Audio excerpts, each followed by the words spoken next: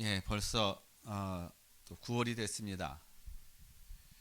예, 가을이 좀 시작된 것 같아요. 날이 이제 좀 서늘해지고 또 이렇게 지쌤 또 너무 오랜만에 또 뵈니까 너무 반갑습니다. 예, 코로나로 인해서 우리가 이렇게 같이 또 예배드리는 그런 것들이 또 많이 제한되고 이제 그러는 상황인데 그러나 늘 우리가 영적으로 늘 소통하고 영적인 그런 소통 속에서 정말 하나님의 인도하심 받는 그러한 삶을 누리시는 저와 모든 우리 성도님들이 되시고 또 이 시간 영상으로 또 같이 또 예배드리고 있는 모든 성도님들에게도 하나님의 은혜와 또 축복이 넘치는 그러한 시간이 되기를 기도하겠습니다. 오늘 말씀은요, 여러분들이 잘 아는 말씀인 겁니다. 가늠한 여인. 그래서 이 가늠한 여인을 또 예수님께서 구원해 주시는 어떤 그러한 내용들인데 누구나가 다 아는 내용인 거예요. 그래서 우리가 보통 이 말씀을 보면은 예수님께서 이 여인을 용서해 주시고 구원해 주셨구나.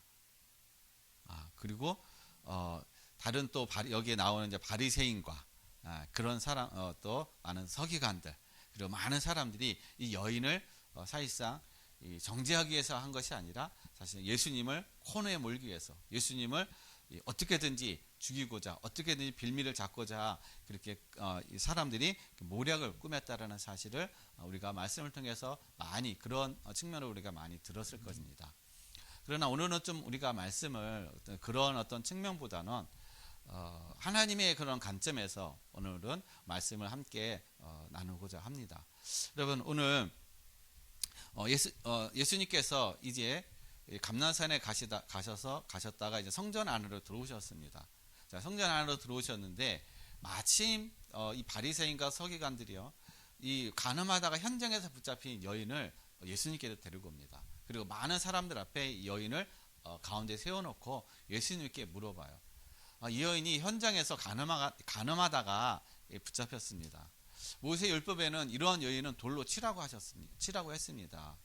예수님께서는 어떻게 하시겠습니까? 이렇게 묻는 거예요. 그러니까 성경에 보면은 예수님을 이렇게 그들이 이렇게 하는 것은 그들이 예수님을 시험하기 위해서라고 그렇게 오늘 이제 6절 말씀에 얘기하고 있습니다. 여러분 이 상황을 보면 어떤 것들이 딱 생각이 날까요? 많은 사람들 앞에 한 여인이 딱 중앙에 딱 죄인으로 딱 서 있습니다. 그리고 그 앞에 예수님이 딱 있어요. 어떤 게 딱 이렇게 펼쳐질까요? 저는 이게 전혀 몰랐었어요. 근데 한 주간 동안 제가 묵상하면서 딱 떠오르는 장면이 딱 있는 거예요. 그게 뭐냐면은 히브리서 9장 27절 말씀이에요. 한 번 죽는 것은 사람에게 정하신 것이요 그 후에는 심판이 있으리라. 지금 이 장면은요 무슨 장면이냐면은 영적인 어떤 그런 측면에서 제가 깨닫고 제가 은혜 받은 어떤 측면은요, 지금 이 여인이요 바로 저와 여러분들이라는 거예요. 이 가늠한 여인이. 그리고 그 주변에 있는 이 바리새인과 서기관과 그 많은 사람들은요 다 누구냐? 다 사단인 거예요. 사단.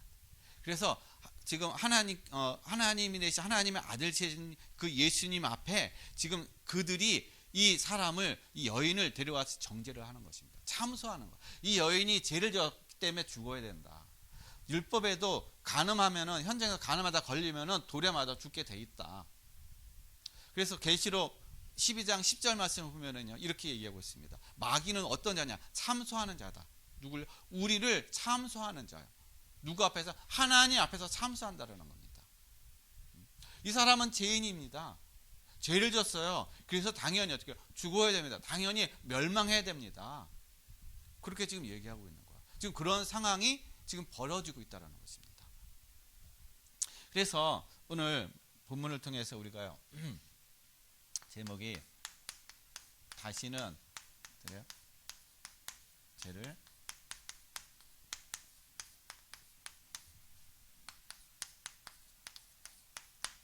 죄를 범하지 말라.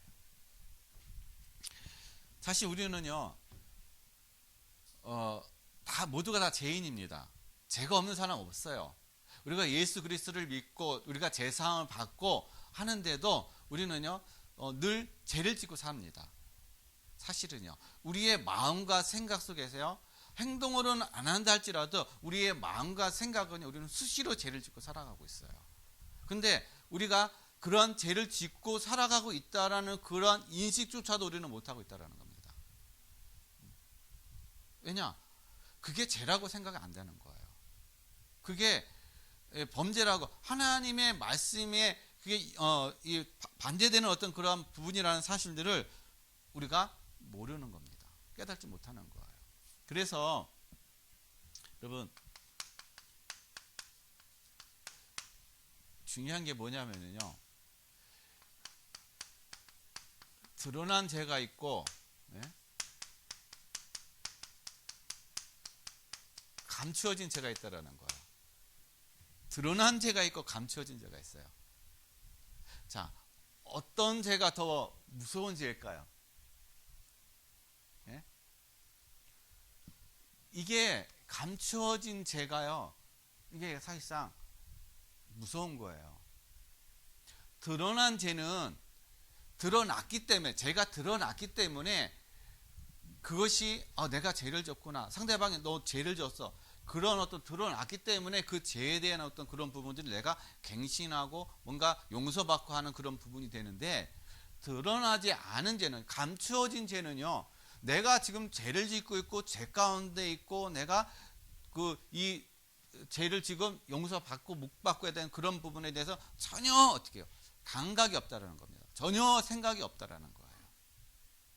그래서 이 드러난 죄는요, 바로 오늘 오늘 본문에 나와 있는 여인이에요. 현장에 가늠하다가 잡혔어요. 이거는 드러난 죄입니다. 그리고 감추어진 죄는 어떤 죄냐? 바로 바리새인, 사두개인, 그리고 거기에 모여 있는 많은 백성들, 이 사람들이에요.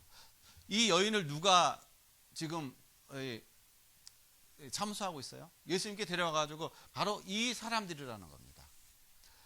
본인들도 죄인이고 본인들도 죄 가운데 있으면서 겉으로 드러난 죄의 문제를 가지고 지금 예수님 앞에 나와가지고 좀 참수하는 거예요.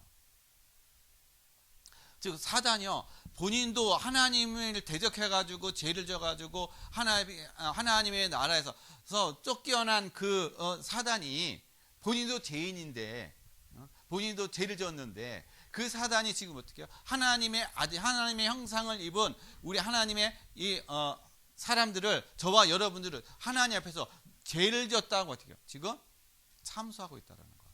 이 사람들이 바로 이 여인을 지금 참수하고 있다는 겁니다. 본인도 죄인이면서 본인들도 죄 가운데 있으면서도. 그러니까 자기가 죄인인 걸 모르는 거예요. 이 사람들은요. 왜 모를까요? 나는 율법을 잘 지키고 있다. 겉으로 형식적으로 난 율법을 잘 지키고 있고 하나님 모세가 말한 그 율법에 대한 그 모든 것들을 우리는 잘 지키고 있기 때문에 나는 하나님 앞에 의롭다. 나는 하나님의 구원을 받았고 하나님이 나를 인정하는 의인이다 라고 그렇게 얘기를 하는 거예요. 그러니까 그런 생각을 가지고 있는 겁니다. 그러니까 이러한 생각을 가지고 있으니까는요, 이러한 마음과 이러한 생각을 가지고 있으니까는 어떠한 행동과 어떠한 이 시각이 되냐면요, 누가복음 18장 몇 절이죠? 9절로 14절 말씀 보면요,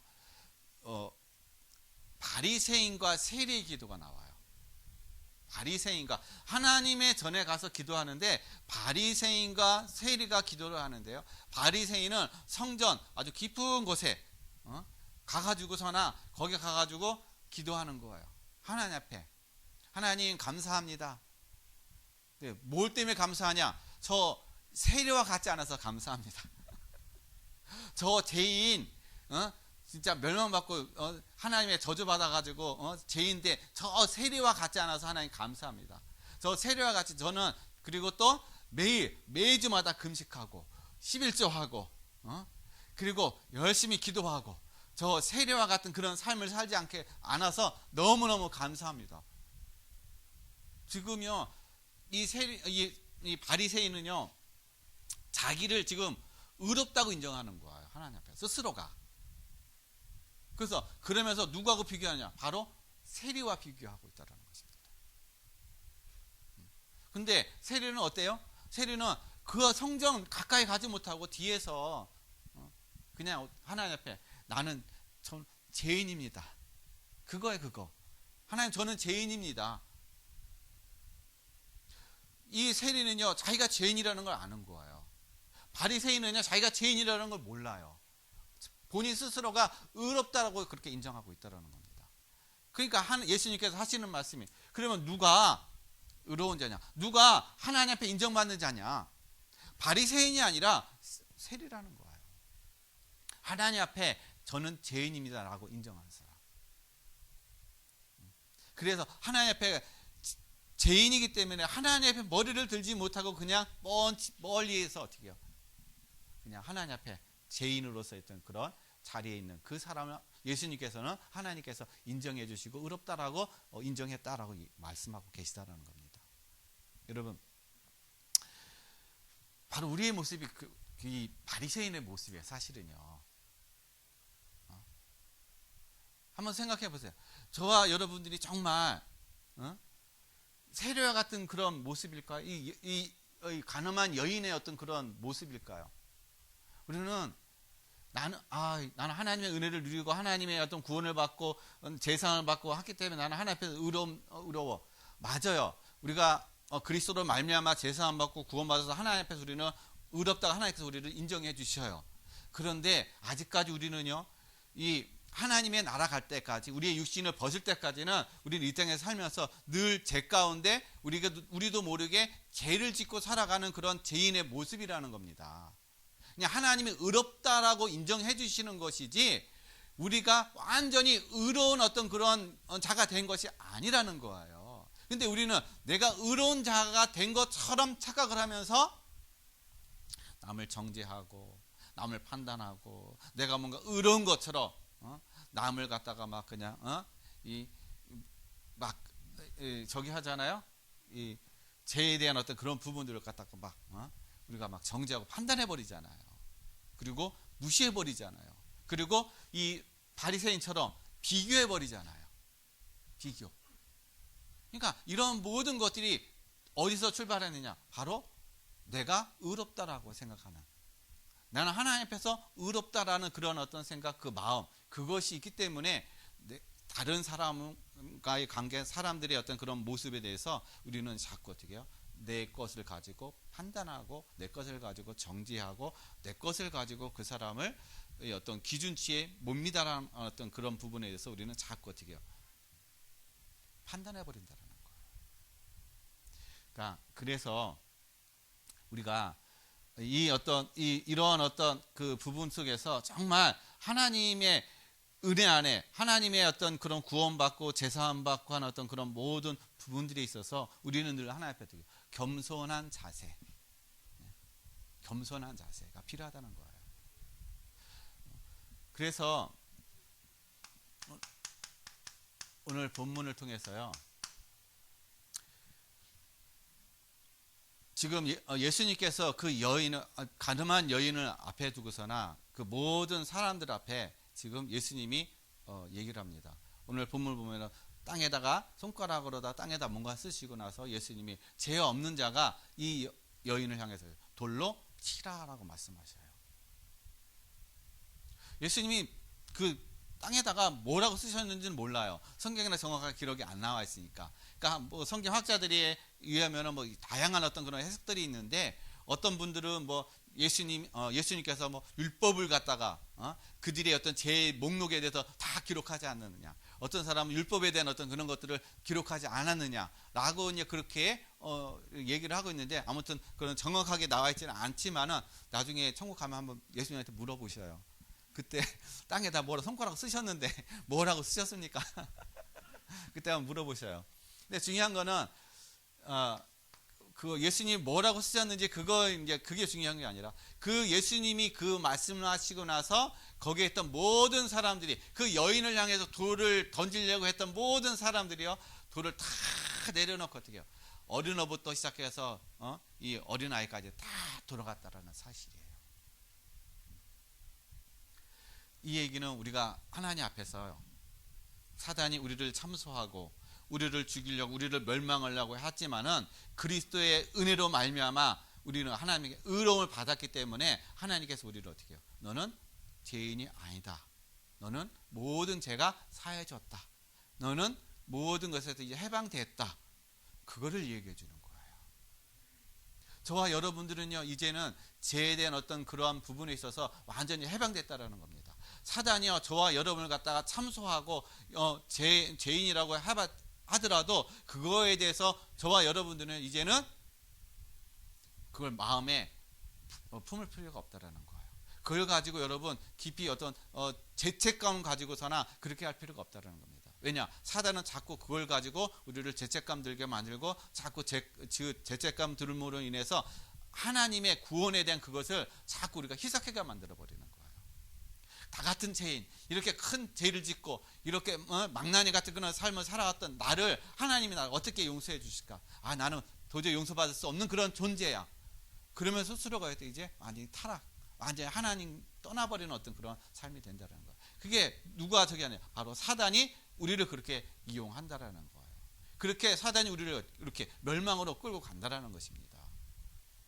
그래서 오늘 이 여인을 통해서 예수님께서 이 여인을 통해서 보여주신 이 상황을 통해서 저와 여러분도 마찬가지로 이 여인을 통한 하나님의 분명한 계획과 하나님의 그 말씀의 어떤 뜻을 우리가 분명히 깨닫는 시간이 되시기를 바랍니다. 그래서 첫 번째요, 우리가 알아야 될 게 뭐냐면 이 여인의 문제라는 거예요. 이 여인이 가지고 있는 문제가 뭔가 하는 거예요. 여러분, 이 세상에 사는 사람 중에요, 문제 없는 사람 아무도 없습니다. 다 문제를 가지고 있어요.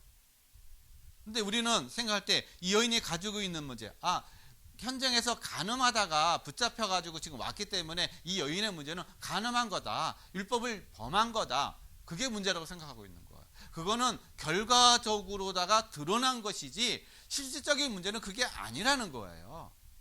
근데 우리는 자꾸 결과적으로 드러난 것을 가지고 그게 진짜 문제인 것처럼 착각하고 있는 거예요. 그래서 그것 때문에 우리는 자꾸 싸우는 겁니다. 그것 때문에 자꾸 우리는요, 이 판단하고 그것 때문에 남을 정죄하고 그것 때문에 자꾸 우리가 힘들어지는 거예요. 결과적인 것 때문에. 그 결과가 올 수밖에 없었던 원인이 있는데 그 원인을 알지 못하는 겁니다. 원인이 무엇인지를 모르는 거예요. 이 여인의 문제는요, 사실 이 여인의 혼자의 문제가 아니라는 거예요. 가문의 문제라는 거예요. 가문. 이 여인에 있는 가문, 저와 여러분에 있는 가문, 우리 가문이 있었기 때문에 저와 여러분이 이 땅에 태어난 거예요. 그래서 가문이 있다라는 겁니다. 그러면 이 가문, 이 여인이 가지고 있는 가문은 어떤 가문이었나? 바로 저주 가운데 있었던 가문이라는 겁니다. 저주 가운데, 보이지 않는 저주, 재앙 가운데 있었던 그 가문이라는 거예요. 그래서 우상 숭배하고 하나님의 말씀에 불신앙하는, 그리고 율법주의에 빠져 있었던 그런 가문, 종교 생활해 왔던 그런 가문. 그러니까 우리의 가문이, 저와 여러분의 가문도 조상들이 종교 생활했잖아요. 우상을 섬겼잖아요.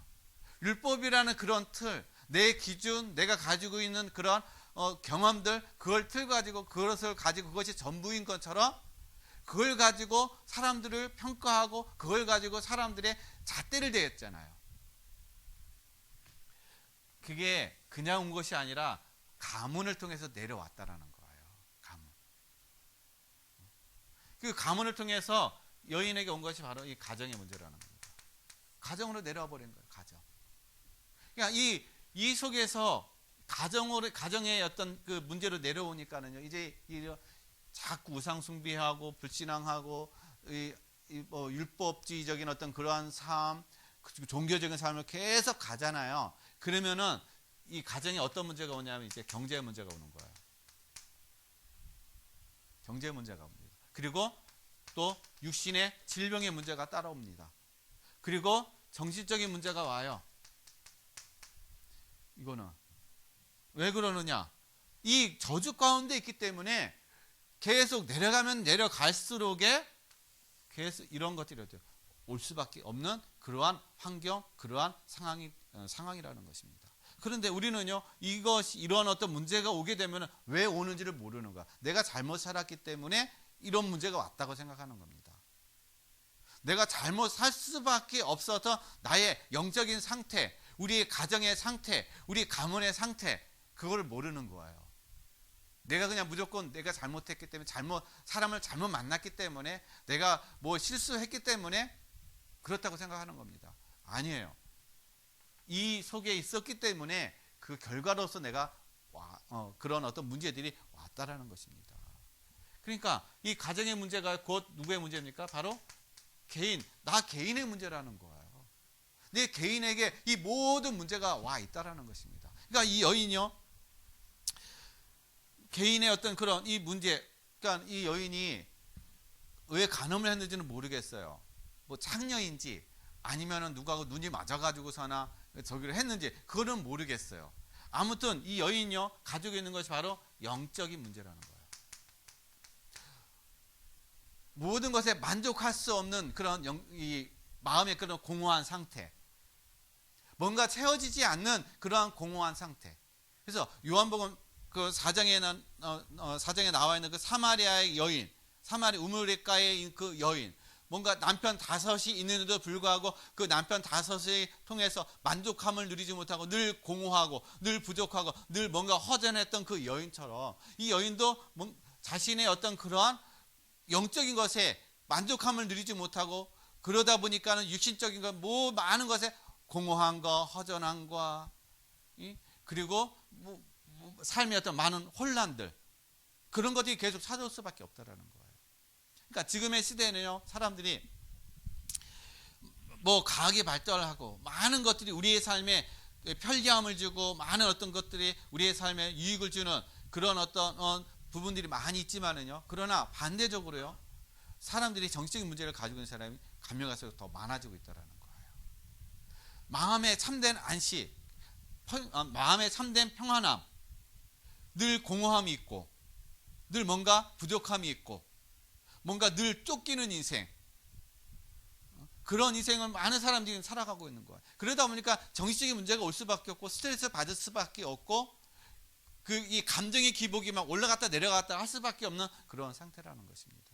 그러니까 이 여인이 가지고 있는 문제가, 개인의 문제가 이 하루아침에 되어진 것이 아니라 가문을 타고 가정을 타고 이 개인에게 이런 문제가 내려왔다라는 거예요. 그래서 예수님께서 이 여인을 향해서 죄 있는 자가 돌을 던져라. 이 얘기는 여기에 있는 모든 사람이 다, 너희들도 다 죄인이라는 거예요. 이 여인을 향해서 돌을 던질 수 있는 사람은 여기서는 아무도 없다라는 겁니다. 너희 힘으로 이 죄 문제를 해결할 수 있는 사람 아무도 없다라는 거예요. 그래서 예수님께서 오신 이유가 우리의 가문, 가정에 있는, 내 개인에 있는 이 영적인 이 문제를 완전히 해결하시고자, 이 저주 가운데 있는 우리의 문제를 완전히 근원적으로 해결하시고자, 그래서 예수님이 오셨다라는 겁니다. 그러니까 이 여인의 문제는 가늠한 것이 이 여인의 문제가 아니라, 이 과거부터 내려왔던 이 저주 가운데 있었던 해결할 수 없는 이 영적인 문제, 이것이 근본적인 문제라는 거예요. 저와 여러분들 한번 생각해 보세요. 나의 문제는 과연 뭘까? 돈이 없는 것이 문제일까? 건강하지 못하는 게 문제일까? 아니에요. 그리스도를 만나지 못한 것, 내가 영적으로 내가 생명이 없는 것, 내가 저주 가운데 있는 것이 그게 바로 문제라는 거예요. 또 그리스도를 깨닫지 못하는 것, 그게 바로 문제라는 것입니다. 우리가 그리스도를 깨닫게 되면 모든 걸 다 끝나는 거예요, 사실은요. 근데 사단은요, 우리에게 그리스도만 깨닫지 못하게 해요. 그래서 고린도후서 4장 4절 말씀 보면요, 사단이, 이 세상 신이 혼미한 영을 우리에게 가져다 가지고 많은 사람들 그리스도의 복음을 깨닫지 못하게 하느니라. 사단이 하는 일은 그거예요. 다른 거 없어요. 그리스도의 복음을 깨닫지 못하게 하는 거예요. 그래서 자꾸 육적인 것을 가져다 주고 육적인 풍요로움과 육적으로 화려한 거 그걸 계속 가져다 주면서 복음을 깨닫지 못하고 구원을 받지 못하고 복음 안에서 하나님이 주시는 그 은혜와 축복을 누리지 못하도록 사단은 계속 우리에게 혼란함을 자꾸 가져다 준다는 겁니다. 계속 우리를 유혹한다는 거예요. 그래서 육신적으로 드러났던 그런 것이 진짜 문제인 것처럼 착각하게 만들고 있다는 겁니다. 그래서 여기 계신 분, 함께 영성으로 예배되는 모든 성도들은요, 이 내 문제는 남편의 문제가 아니에요. 자녀의 문제가 아니에요. 내 문제가 아니에요. 영적인 문제라는 겁니다. 저주 가운데 아담과 하와가 하나님의 말씀에 불순종해서 하나님을 떠나게 만듦으로 인해서 그때부터 내려왔던 그 문제, 그것이 바로 우리의 근본적인 문제라는 거예요. 그래서 저와 여러분들이 그 사실을 깨닫고 믿음을 통해서 가정 가문을 살리는 그러한 이 축복된 그러한 복음의 그러한 삶이 되시기를 그리스도의 이름으로 간절히 축원드리겠습니다. 그래서 예수님께서 이 여인의 문제가 간음의 문제가 아니라 바로 영적인 문제, 하나님을 알지 못하고 복음을 깨닫지 못했던 그 문제, 제 원죄의 문제. 그래서 예수님께서 우리에게 오신 이유가 바로 율법에 완성하게 오셨다라는 겁니다. 예수님이 이 땅에 오신 이유가 그래서 율법을 완성하기 위해서 오신 거예요. 예수님은 율법을 폐하러 오신 것이 아닙니다. 마태복음 5장 17절 말씀 보면요, 나는 율법을 폐하러 온 것이 아니라 율법을 완전케 하기 위해서 왔다라고 예수님께서 말씀하고 계시는 겁니다. 그런데 바리새인과 이 사람들 보면은요, 예수님이 하는 걸 보면 이 사람들의 입장에서는 예수님이 율법을 완전히 지금 다 폐하러 온 줄 아는 거예요. 율법에서 얘기하는 안식일을 거룩하게 지켜라 하는데 예수님의 제자들은 안식일에 다니면서 벼이삭을 벼이삭을 꺾어가지고 먹기도 하고, 예수님은 또 이 주일날 안식일에 또 병자들을 치료하시기도 하고 하는 그런 일들을 계속 하는 거예요. 그러니까 이 사람들은 율법을 철저하게 지켜왔던 이 사람들 입장에 봤을 때는 예수님이 당연히 이단인 거예요. 하나님의 거룩함, 하나님을 모욕하는 어떤 그런 자가 바로 예수님이라는 겁니다. 이들의 입장에서 봤을 때. 그러니까 당연히 이들은요, 예수님을 죽여야 된다는 어떤 그러한 생각, 그것이 딱 자리를 잡을 수밖에 없는 그런 상황이라는 거예요. 그런데 예수님은요, 율법을 폐하기 위해서 오신 것이 아니라 율법을 완성하기 위해서 오셨다는 겁니다. 그럼 율법이 뭐냐 하는 거예요, 여러분. 율법은 모세로부터 하나님께서 모세를 통해서 하나님 율법을 주셨어요. 여러분, 율법은 다른 게 아니에요. 하나님이 율법을 통해서 우리가 구원받지 못하는데 그럼 왜 하나님 우리에게 율법을 주셨을까요? 왜 율법을 주셨을까요? 율법을 주신 이유는요, 율법을 통해서, 그러니까 율법의 역할인 것입니다. 율법의 역할은 바로 죄를 깨닫는 거예요. 죄를 깨닫게 하는 것이 바로 율법이라는 겁니다. 내가 율법을 잘 지켰으니까 율법을 안 지키는 자를 정죄하고 그 사람 율법에 따라 그 사람을 죽이고 하는 어떤, 그게 아니라는 거예요. 율법을 주신 이유, 율법의 역할은 바로 죄를 깨닫게 합니다. 그래서 로마서 3장 20절에 바로 율법은 죄를 깨닫게 하는 것이다. 율법은 죄를 깨닫게 하는 거예요. 그러니까 죄를 깨닫게 되면 어떻게 됩니까? 이 죄 문제를, 내가 죄인이니까, 죄가 있으니까 이 죄 문제를 해결해야 되잖아요. 근데 내가 죄 문제를 해결할 수가 없는 거예요. 그 상태인 겁니다. 내가 죄를 해결할 수 없는 거야. 나는 죄인이구나. 세리처럼 나는 죄인이구나. 멸망할 수밖에 없고 죽을 수밖에 없고 영원히 지옥 갈 수밖에 없는 그러한 죄인이구나. 그것이 깨달아지는 거예요. 근데 거기서 깨닫고 거기서 끝내버리면 좌절되잖아요. 내가 이 죄 문제를 해결할 수 없으니까는 좌절될 수밖에 없잖아. 그래서 그리스도께서 오셔서 우리의 모든 죄 문제를 어떻게 해요? 그래서 다 끝내주신 거예요. 그런데 중요한 거는 본인들이 어떻게 해요? 자신들이 죄인이라는 사실을 깨닫지 못하는 게 문제인 거예요. 그래서 요한복음 8장 7절 말씀에 예수님께서 하시는 말, 죄 있는 자가 먼저 돌로 치라. 죄 있는 자가. 본인들의 입장에서는 지금 죄가 없다라고 생각하고서 어떻게 와버린 거예요. 이 여인을 가지고 죄로다가 심판하기 위해서 이 여인을 데리고 왔다라는 겁니다. 본인들도 죄인데, 그러니까는 겉으로 결과적으로 이 죄 문제가 감춰져 있어가지고 이게 드러나지 않으니까 자기는 죄인이 아니라고 스스로가 착각하고 있다는 사실인 겁니다.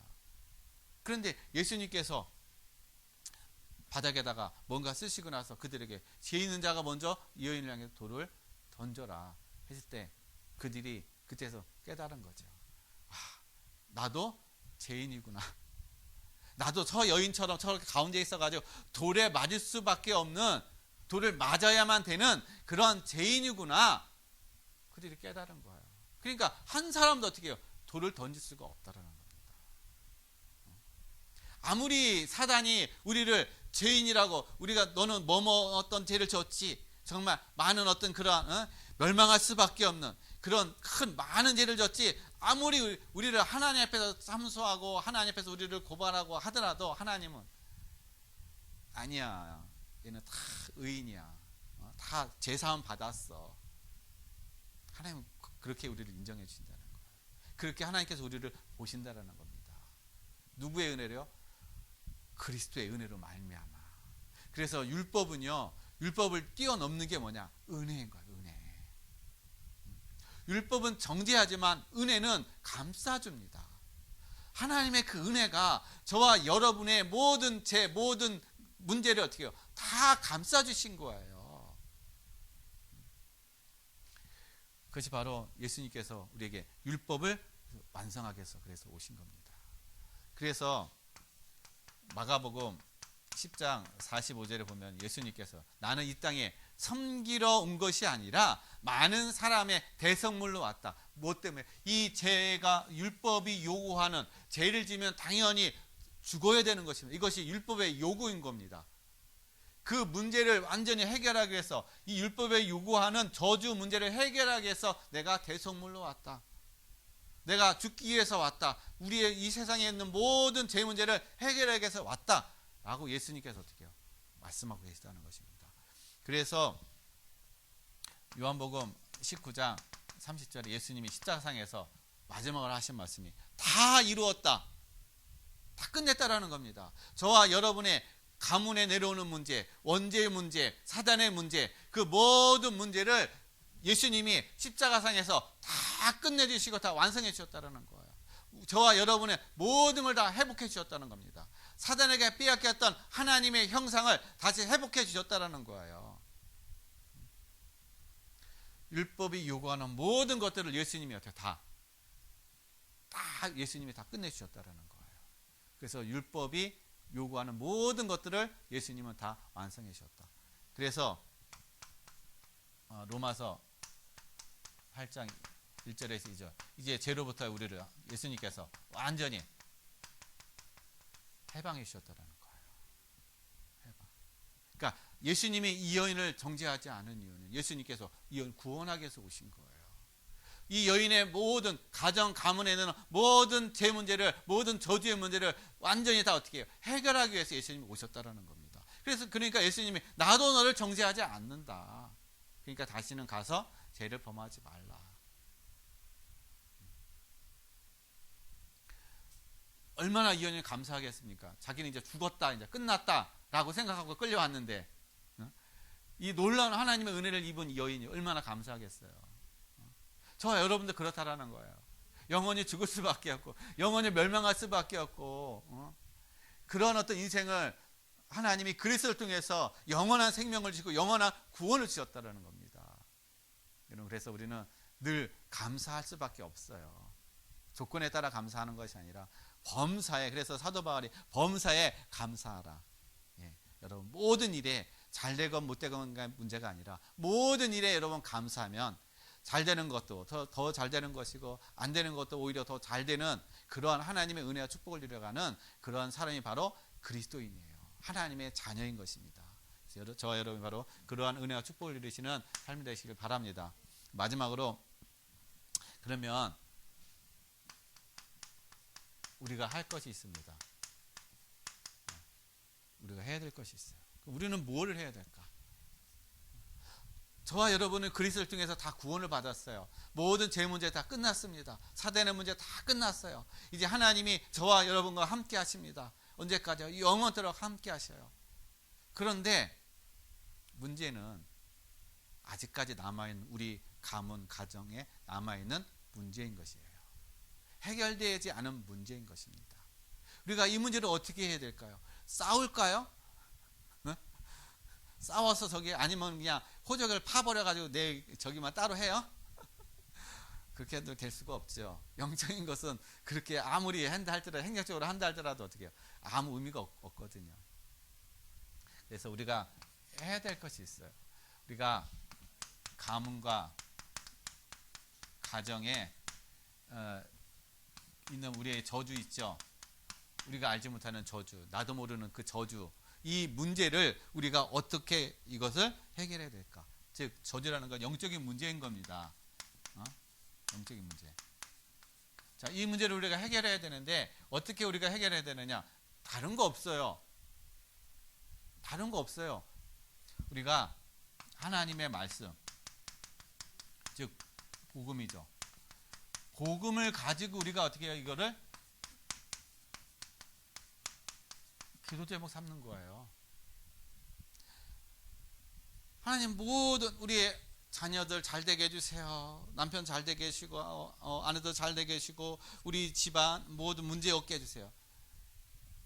그렇게 기도해가지고 문제 없이 살았습니까? 안 그렇거든요. 예수 믿어도 문제가 와요. 오히려 더 많은 문제가 옵니다. 엄밀히 따지면은요. 그러면 우리가 그런 모든 환경과 그 모든 문제 속에서 그러면 우리가 이 기도 제목을 삼는, 어떻게 기도 말씀을 가지고 기도 제목을 삼느냐 하는 거예요. 여러분 오늘 다시는 죄를 범하지 말라. 그리고 예수님께서 이 여인의 모든 가정 가문의 모든 죄 문제를 다 끝내주셨어요. 예수님 우리의 모든 율법에 요구하는 모든 것을 다 어떻게 완성해 주셨어요. 그런데 나는 아직 우리의 가문과 가정이 아직 영적 문제가 해결이 안 됐단 말이에요. 그러면 이 사실을 우리가 이 말씀을 묻고 그리스도께서 다 끝내주시고 그리스도께서 우리 가문과 가정의 모든 영적인 문제를 다 끝내주시고 해결해 주시고 이 모든 걸 완성해 주셨다는 사실을 내가 어떻게 말씀을 통해서 믿고 내가 이 속에 기도 속에서 내가 인도함 받으면 하나님이 해결해 가신다라는 거예요. 하나님이 이루어 가신다라는 겁니다. 여기서 내가 누리면 되는 거예요. 복음 안에서요. 문제 드러난 거 그거 가지고서 내가 마음의 어떤 그런 짐을 가지고 살아가는 것이 아니라 이 속에 하나님의 계획이 무엇일까? 하나님의 뜻이 무엇일까? 남편을 향한 하나님의 계획, 아내를 향한 자녀들을 향한 하나님의 계획과 하나님의 뜻이 무엇일까? 그걸 자꾸 우리가 말씀 속에서 기도 속에서 내가 하나님이 주시는 은혜와 하나님 주시는 어떤 그런 깨달음을 통해서 자꾸 어떻게 해요? 그걸 붙잡는 거예요. 그래야 할 때 그 속에서 하나님이 우리에게 참된 평안함을 주시고 그 속에서 참된 하나님이 힘을 주신다는 겁니다. 문제를 뛰어넘을 수 있는 힘을 주시고 그것을 해결할 수 있는 그런 지혜를 주시고 하나님께서 만남의 그런 또 만남의 그런 축복도 하나님께서 주신다라는 거예요. 그게 바로 우리가 성령의 인도받는다라는 그런 의미인 것입니다. 그래서 여러분 우리 가문 가정에 와 있는 이 영적인 문제 하나님 해결해 주세요. 물론 해결해 주시죠. 근데 언약을 말씀을 붙잡고 기도할 때 그것이 끝나간다라는 거예요. 그래서 여러분 이 말씀 속에서 말씀을 붙잡고 여러분 기도 속에서 여러분의 가정과 가문이 복음의 명문 가문 가정이 되는 그런 응답과 축복을 누리시기를 바랍니다. 그다음에 이제 두 번째예요. 우리는 하나님 앞에 의롭다라고 칭의를 받은 거지 내가 완전히 의롭게 된 건 아니거든요. 우리는 늘 죄를 짓고 있어요. 죄 가운데 있단 말이에요. 이 죄 문제를 어떻게 하냐는 거예요. 죄 문제는요 다른 거 없어요. 요한일서 1장 9절 하나님 앞에 늘 어떻게 고하는 거예요. 하나님 앞에 고할 때 하나님 미쁘시사 우리의 죄를 어떻게 해요? 다 용서해 주신다고 그랬어요. 다 사해 주신다고 그랬습니다. 근데 우리가 이 죄 문제를요, 이 죄에 대한 어떤 그런 것들을 계속 쌓아두잖아요. 그리고 우리가 죄 문제를 자꾸 쌓아두게 되면은 점점 우리는 죄의 어떤 그런 삶 속으로 자꾸 타락해버려요. 하나님의 말씀과 점점 멀어집니다. 그렇게 되면은 계속 우리가 말씀을 통해서 깨닫게 하고 돌아오게 하는데 그 사람이 점점 어떻게 말씀과 멀어지고 이제는 이 육신의 세상적으로 가버린다. 깨닫지 못하고 계속 글로 간다. 그러면은요 하나님은 놔버립니다. 어떻게 놔버리냐? 사단에게 놔버려요. 그냥 사단에게 놔버리는데 그럼 구원받지 못하냐? 그게 아니에요. 영은 구원을 받지만 육은 이 땅에서 사단에게 어떻게 계속 고통만 당하는 그런 삶이 되는 겁니다. 그 인생이 끝날 때까지. 그래서 고린도전서인가요? 5장 5절 말씀 보면은 고린도 후서인가? 후서 같기도 하고. 자, 한번 찾아보겠습니다.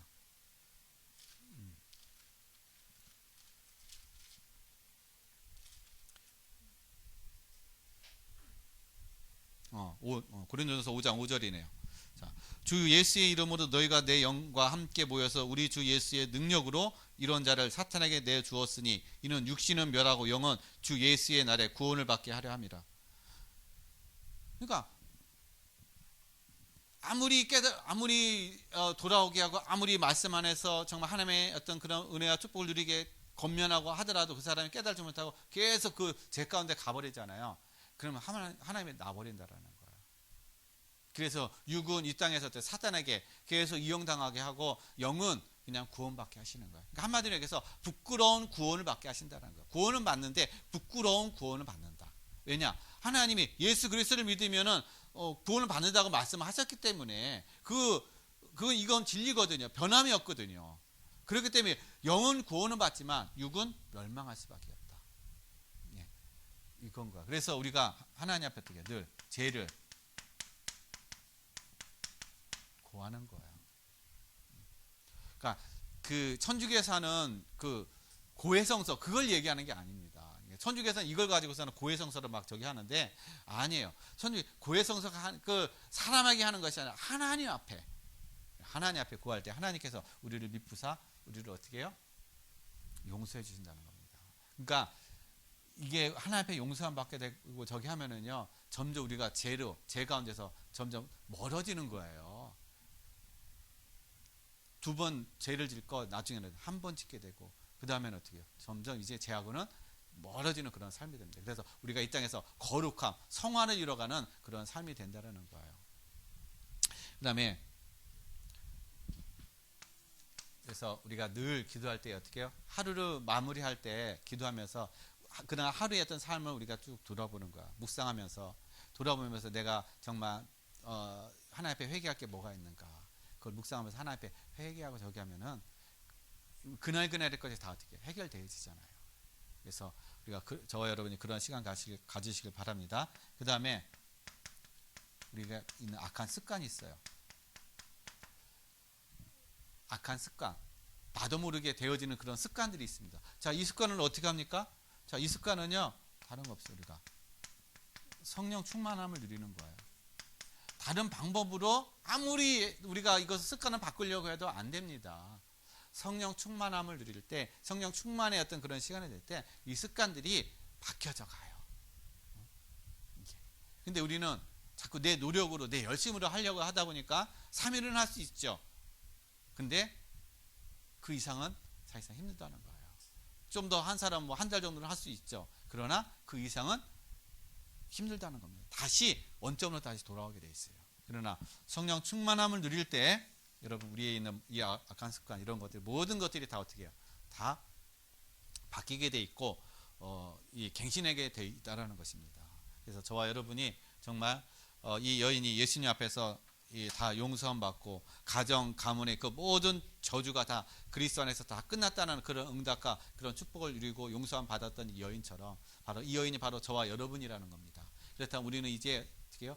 용서 받고 우리가 하나님의 자녀된 그 은혜와 축복을 날마다 누리는, 그래서 날마다 하나님의 말씀 언약 속에서 가정 가문을 살려가는 증인의 그런 응답을 누리시고 우리에 있는 모든 날마다의 삶 속에서 우리가 하나님 앞에서 날마다 거룩함으로 세워지는 저와 여러분의 삶이 되시고 그리고 날마다 성령 충만함을 누림을 통해서 우리가 가지고 있었던 옛날의 어떤 그런 과거의 그런 잘못된 체질, 습관 그런 것들이 완전히 말씀으로 복음으로 갱신되어지고 바뀌어져가는 그런 응답과 축복을 누려가는 저와 여러분의 삶이 되시기를 예수 그리스도의 이름으로 간절히 축원드리겠습니다. 네, 기도하겠습니다. 하나님 아버지 감사드립니다. 오늘 하나님께서 우리에게 주시는 말씀, 다시는 죄를 범하지 말라고 하신 예수님의 말씀, 그 여인을 가정 가문의 개인의 모든 문제를 다 해결해 주시고 용서해 주시고 구원해 주신 하나님의 은혜를 감사드립니다. 저희도 마찬가지로 하나님의 그 은혜를 입고 그 은혜 속에서 지금 가고 있사오니 하나님 우리의 마음과 생각을 지키시고 인도하여 주셔서 이제 육신의 아버지 결과적으로 드러난 문제 때문에 우리가 갈등하고 좌절하는 것이 아니라 그 속에 있는 하나님의 계획을 발견하고 하나님의 인도를 받는 성령 충만함을 누리는 참된 증인의 축복을 누려갈 수 있도록 도와주시옵소서. 감사드리며 거룩하신 예수 그리스도의 이름으로 기도드렸습니다. 아멘.